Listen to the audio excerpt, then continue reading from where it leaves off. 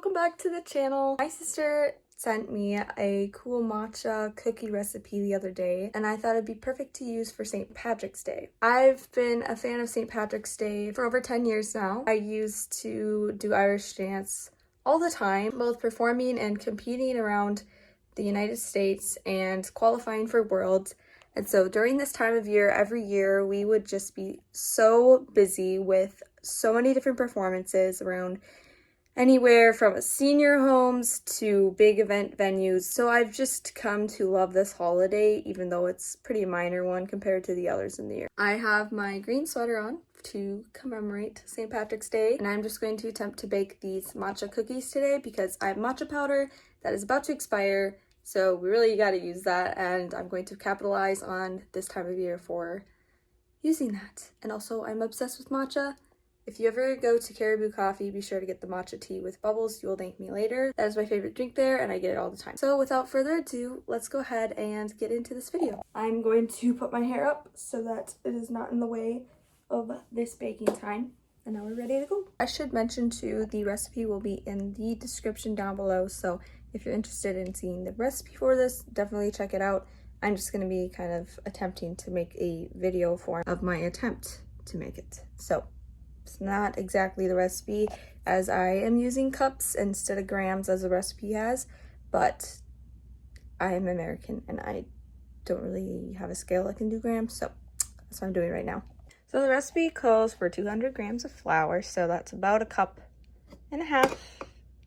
200 grams of sugar is about a cup of sugar.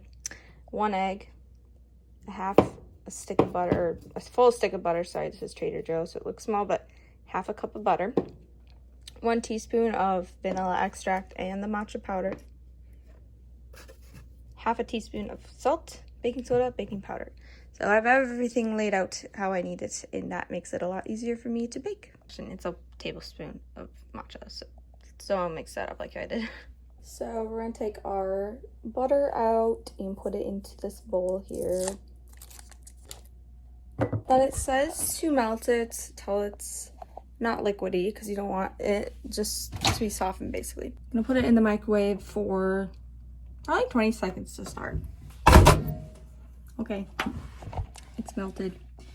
And no, I did not leave my phone in there. That was just for fun. Okay, I have it softened. It definitely did liquid. That was 30 seconds. But it says to put it in the fridge for 20 minutes. I'm like, I don't know about that. I'm not gonna put it in for 20 minutes, but my fridge is extremely cold. It's going to sit in there for maybe 5 minutes while I get the rest all figured out. So instead of wasting my time by kind of sitting around and waiting for the butter, or yeah, especially because I can't mix my wet ingredients yet, since I need the butter to start, I am going to take my flour, baking powder, baking soda, salt, and matcha powder and mix all those together, which is technically a later step in the recipe, but you can do it whatever. Let's go ahead and mix all those things together in one of these glass bowls I have, just separate from the wet mixture, and then we can add it later once the butter is all cooled and mixed up. All right, so her recipe, I guess, actually did convert it to American. It's like about 2/3, like a cup and 2/3. So I'm just gonna do like a half cup and just do a little less than half. I know I have a 2/3 cup, but I'm just gonna use this. All right, do my cup of flour. It's about roughly a cup there. So flour's done. Then we need a half a teaspoon of all 3 of these. So I'm gonna put those in this bowl. I'm going to start with my baking powder.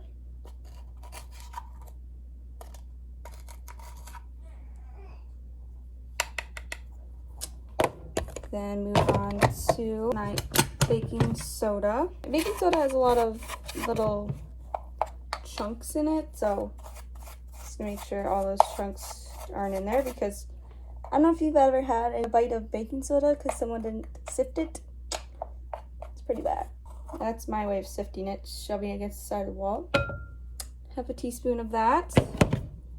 All right, now a half a teaspoon of salt. Half a teaspoon is done. Then need a tablespoon of matcha. That smells good. I still have my preserved packet in there. So be careful not to get that. Look at that. Woo! Holla at ya. So, a tablespoon of my matcha powder. Exciting.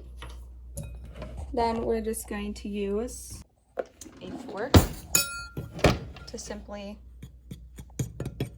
mix these together, because it's a lot easier than using a whisk and having to use a whisk and waste all of that for just this bowl. So get it all mixed up. As I was mixing, by the way, you can see it's green. It kind of turns a different color when I point the camera at it. But I just preheated the oven to 355 as it says. So that's ready to go once I'm done. Alright, that's all good. We got our dry ingredients. Let's check on the butter. Oh, yeah. That's good. Like I said, my fridge cools so fast. So we're going to go ahead and add the butter to this bowl. So I have my daughter now, who I'm going to be holding while I bake a bit, because she's a little grumpy and needs mommy. So you'll be hearing her. I am going to try to do this without spilling. I cleaned off my 1 cup.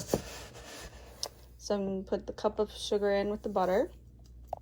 This egg has kind of been sitting around in my fridge. So I don't know if it's good. So good way to test if your eggs are good. Take a glass or a bowl or something. Fill it with water and put the egg in. Now if the egg floats or is standing up, it's not good. But since it's sank to the bottom, we are good to go. It is a good egg. Right, Bubba? Yeah. Still doing this one-handed with the baby in my arm. So the next step here is to mix the butter and sugar together for a minute, which I'm going to do off camera with one arm. It's really hard to do it with a camera. Okay, there we go. A minute of mixing and everything is pretty much together. So updated position here because my phone was at 1%, almost dying. Story of my life with recording videos. So I have it plugged into the wall here. Also, you might hear music and talking in the background. That would now be my daughter's play toys because she's finally content on her own. So have 2 hands now, which is good. So we have our butter mixture cream together with sugar. We need our egg. Where did I put my egg? Oh, that's right. I dropped it and it kind of cracked a little bit. That's what happens when you only have 1 hand. So I'm just going to crack and add my egg to this mixture. Then I'm going to add my teaspoon of Magnolia brand, Magnolia Star baking supply vanilla extract. Not that the brand matters, but in case you're wondering why it's so pretty, that's fine. I have no idea who got me this, but somehow I ended up. So yes, 1 teaspoon of vanilla extract. Wow, that came out fast. It's gonna be some sweet stuff. And we're going to simply mix that into the batter. It is well combined. So now we're going to add our beautiful bowl of dry ingredients into the mixture here.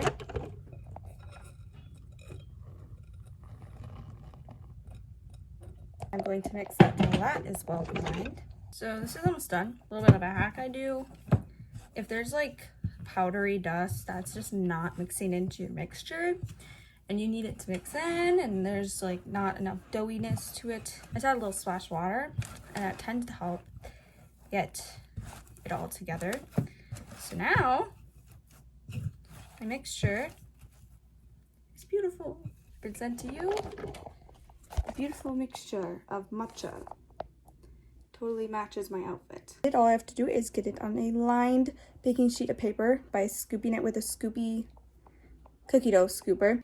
Okay, so for this part of the video, I'm doing a voiceover because my relatives came over and were talking in the background. So to just be respectful of them, I'm going to just make this a voiceover. I scooped out all my cookie dough onto 2 different parchment sheets, and then I rolled them, pressed them down, and then she, in her recipe, says to just push in the middle a little bit. You'll notice some of the first ones on the right side I pushed way too much, and then on the left was better. Put them in the fridge for 30 minutes, and then they were ready to go in. Put them in for 10 minutes, and bam! They came out so beautiful, I can't even believe it. Okay, so my relatives are gone now, so I can talk. Anyways, these cooled off. Whoa. They were so puffy when they came out of the oven, and now they're nice and flat. So now,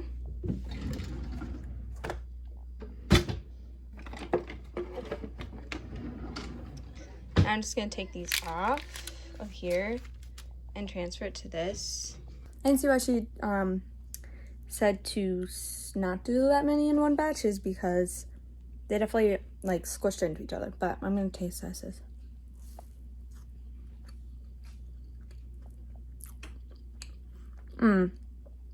That's so good.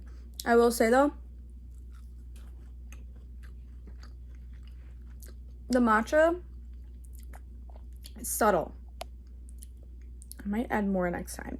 1 tablespoon might have not been enough. It definitely colored them the right color, so I think that might have been what she was going for. But I'm not making the cream for these cookies. Also, they're kind of, this one specifically, the other ones are good, but it's kind of like droopy.